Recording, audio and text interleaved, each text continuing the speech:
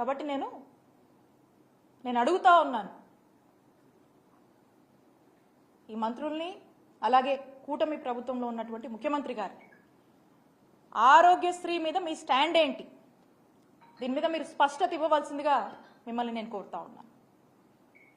అలాగే రీసెంట్గా చూస్తూ ఉన్నాము, మరి మంత్రి గారు మెడికల్ కాలేజెస్ గురించి మాట్లాడుతూ ఉన్నారు.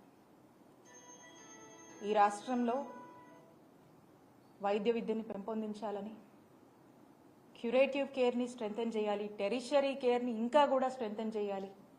ఈ రాష్ట్రంలోని ప్రజలు ఏ ఆరోగ్య పరిస్థితి వచ్చినా ఇతర రాష్ట్రాలకు వెళ్లకుండా ఇక్కడే ఒక మంచి వైద్య సేవలు అందించాలి అంటే వైద్య విద్యను మనము పెంపొందించాలి, వైద్య విద్యను మనము స్ట్రెంథెన్ చేయాలి అనే ఒక గొప్ప ఆలోచనతో ప్రతి జిల్లాకి ఒక మెడికల్ కాలేజెస్ని తీసుకురావాలనేటువంటి ఒక గొప్ప ఆలోచన చేసి మొట్టమొదటిసారిగా ఈ రాష్ట్ర చరిత్రలో 17 కొత్త గవర్నమెంట్ మెడికల్ కాలేజెస్ని మన రాష్ట్రానికి తీసుకురావాలనేటువంటి ఒక గొప్ప ఆలోచన, సుమారు 8,500 కోట్ల ఖర్చుతో ఈ మెడికల్ కాలేజెస్ని తీసుకురావాలని చెప్పి శ్రీకారం చుట్టినటువంటి ఘనత జగన్మోహన్ రెడ్డి గారికే దక్కుతుంది.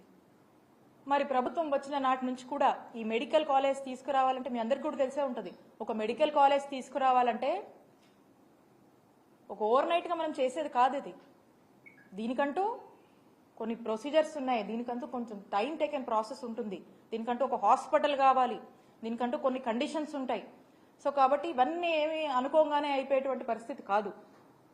అయినప్పటికీ ఒక ప్రాపర్ యాక్షన్ ప్లాన్ ముఖ్యమంత్రి గారు వేసి ఫేజ్డ్ మేనర్లో కూడా ఒక 3 phases కింద ఈ 17 గవర్నమెంట్ మెడికల్ కాలేజెస్ని మేము డివైడ్ చేసుకొని ఆ టార్గెట్ పెట్టుకొని టార్గెట్ రీచ్ అయ్యేలాగా కూడా మేము మా అధికారులను కూడా పనిచేసినటువంటి పరిస్థితి. మరి ఈ ఫస్ట్ ఫేజ్లో మనం చూసినట్టయితే 5 మెడికల్ కాలేజెస్ అనుకున్నాం.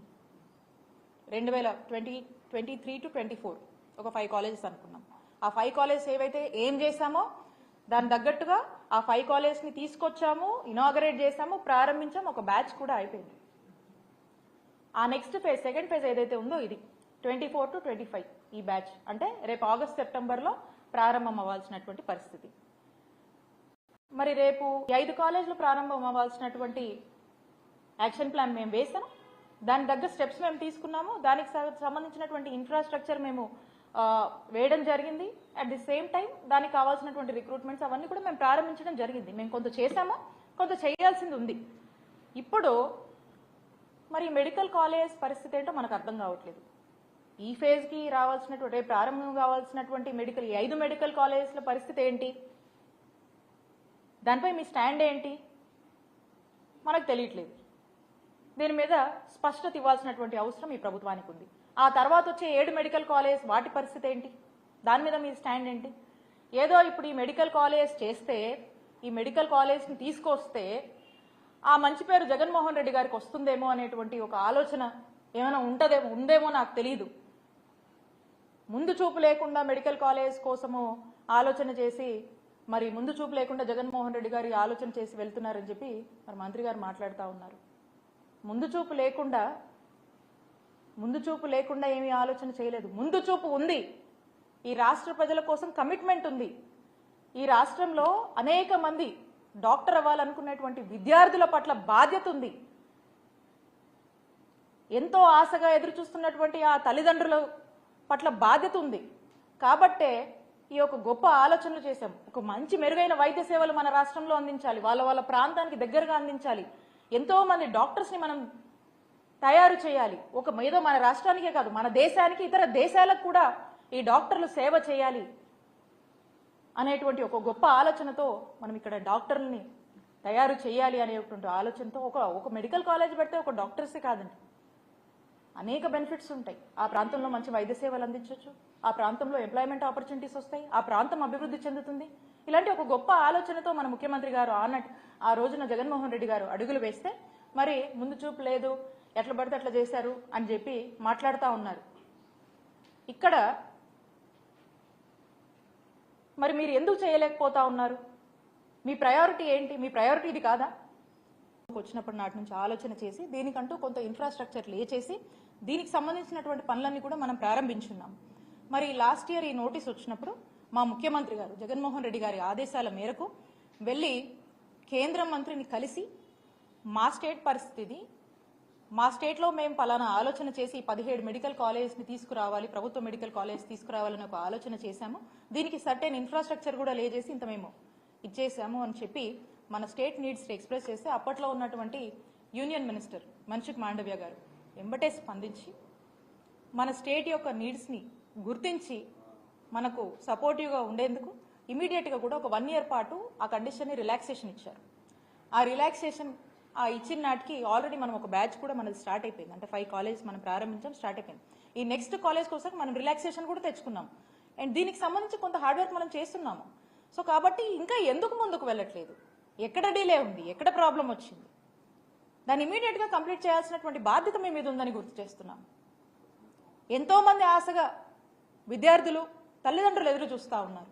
సో కాబట్టి వాళ్ళందరికీ కూడా ఈరోజు మనం సమాధానం ఇవ్వాల్సినటువంటి బాధ్యత ప్రభుత్వంగా మీ మీద ఉందని చెప్పి గుర్తు చేస్తూ మీ అందరినీ కూడా మేము ఒకటే, ఈ ప్రభుత్వాన్ని ఒక సరైన స్పష్టత ఈ మెడికల్ కాలేజ్ మీద ఇవ్వమని మేము రిక్వెస్ట్ చేస్తూ ఉన్నాం. అలాగే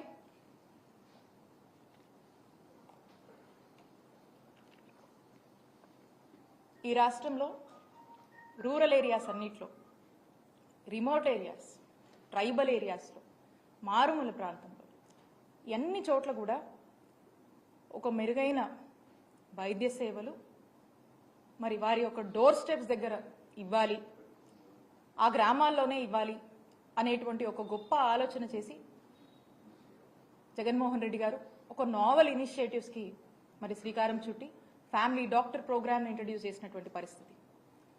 ఎంత గొప్పగా ఈ పథకము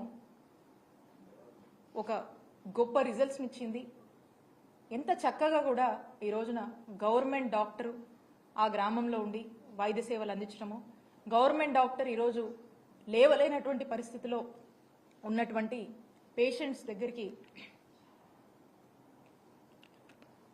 వెళ్ళి వైద్య సేవలు ఇచ్చేటువంటి ఒక గొప్ప కార్యక్రమం ఉచితంగా. మరి ఇలాంటి ఒక గొప్ప కార్యక్రమాన్ని మేము అధికారంలో ఉండగా తీసుకొచ్చాము.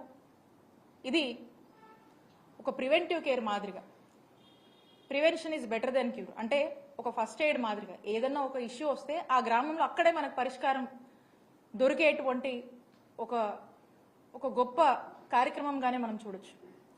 అంటే ఏదున్నా కూడా మన గ్రామంలోనే మనకు వైద్య సేవలు అందుతాయి, అవసరమైతే మనకి ఇంటికే వచ్చి డాక్టర్ చూసేటువంటి ఒక ఆలోచన చాలా గొప్పగా దీన్ని మేము ఇంప్లిమెంట్ చేశాం. ఇది ఎంతో మంది రాష్ట్ర ప్రజలకు మంచి వైద్య సేవలు అందించడంతో పాటు ఎంతో మంది ఆరోగ్యాన్ని కూడా కాపాడినటువంటి పరిస్థితి.